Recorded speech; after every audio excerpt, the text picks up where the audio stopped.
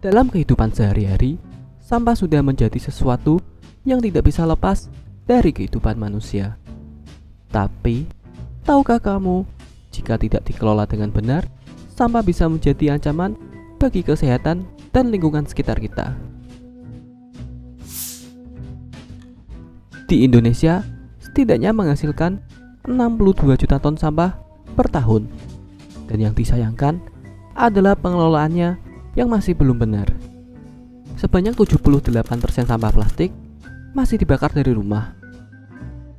12%-nya dibuang ke aliran air, dan sisanya dibuang ke tanah atau dikubur.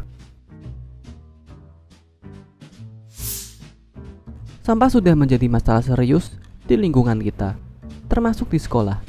Misalkan pada saat kita makan cemilan, setelah cemilan tersebut habis, maka akan menghasilkan sampah plastik baru.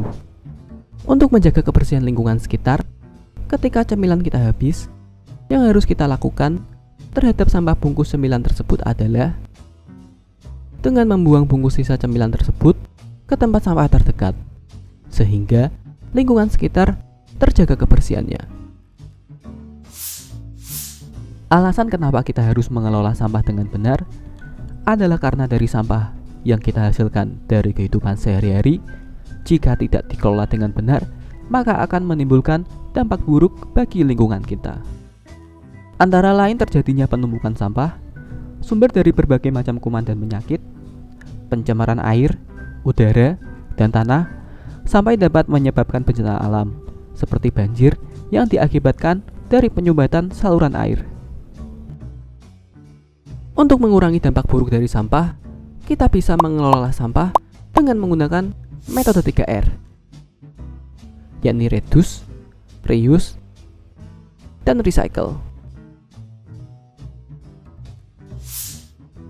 Yang pertama adalah reduce, yakni sebisa mungkin hindari penggunaan kantong plastik sekali pakai atau bahan lain yang sulit diurai oleh alam.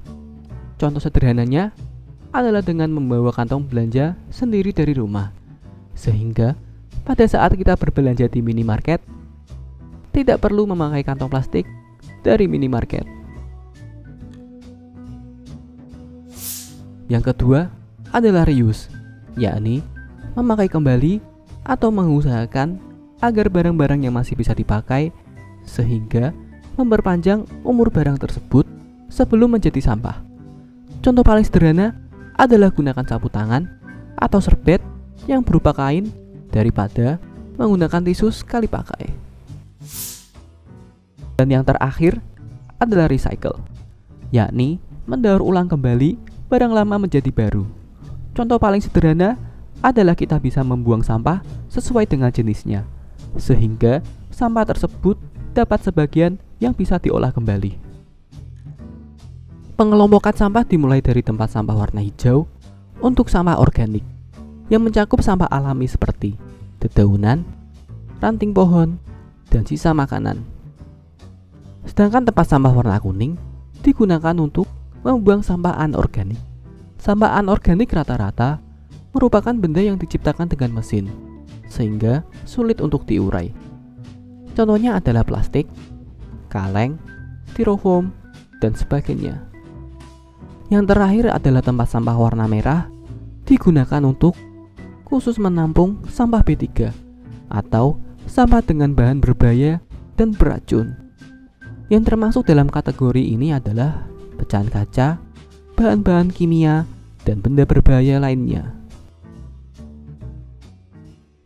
Dengan menggunakan metode 3R dalam mengolah sampah, maka lingkungan sekitar akan tetap terjaga dan terwujudlah lingkungan yang bersih, sehat, dan nyaman.